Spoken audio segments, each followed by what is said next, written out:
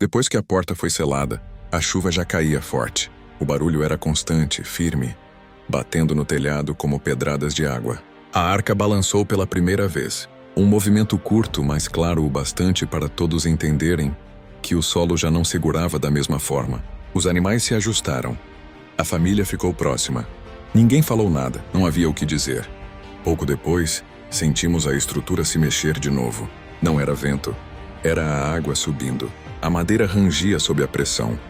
Não por estar fraca, mas porque estava sendo levantada.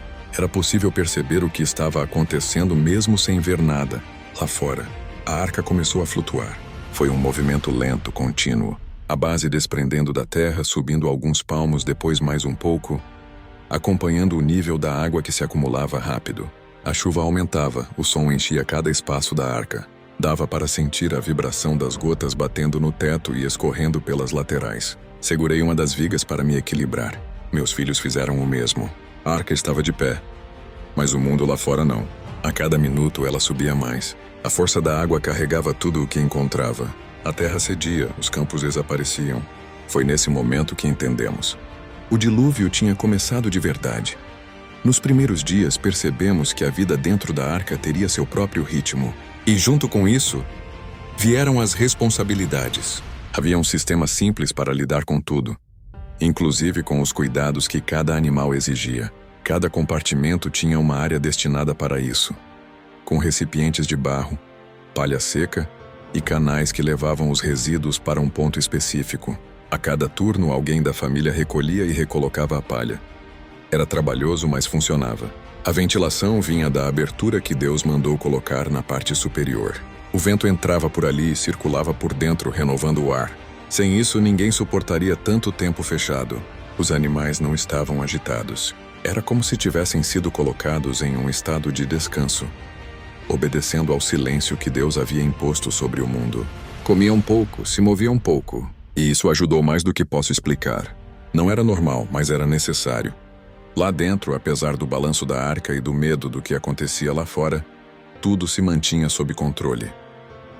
As primeiras horas foram as mais difíceis.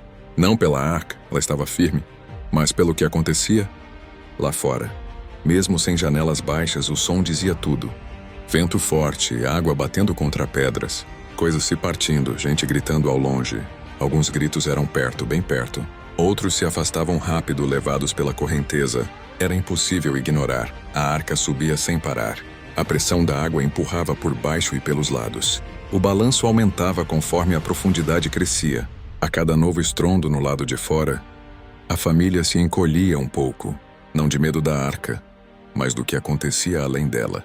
Sabíamos que as cidades estavam sendo tomadas. Os campos sumiam.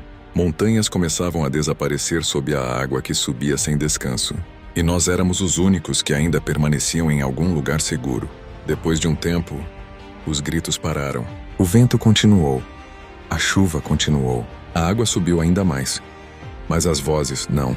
Aquele silêncio foi pior do que os gritos. A arca seguia firme, subindo, flutuando enquanto o mundo afundava. E tudo o que podíamos fazer era esperar. Porque a partir dali não existia mais volta. Os dias começaram a passar de um jeito estranho.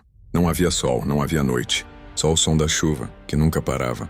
Eu tentava contar os dias, mas eles começaram a se misturar. Numa dessas noites sem noite, enquanto todos dormiam, me afastei para orar. Dobrei os joelhos. Senhor, por quanto tempo ainda? Não vejo nada. Não escuto nada do lado de fora além da água. Eu sei que o Senhor está aqui. Mas quanto tempo falta? Fechei os olhos e esperei. E então ouvi clara, direta, como uma voz que se fala a poucos passos de distância. 40 dias e 40 noites, Noé. Meu coração acelerou. E Deus continuou. As águas cobrirão toda a terra. Mas eu estou sustentando você. Não tema o balanço, não tema o silêncio. Cada dia que passar será conduzido pela minha mão. Permaneça firme, Noé. Quando chegar o tempo certo, eu lhe mostrarei o caminho.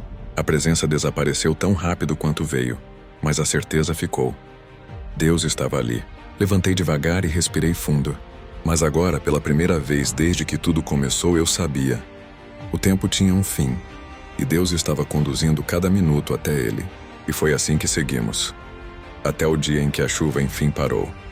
e o silêncio revelou o que tinha sobrado do nosso mundo.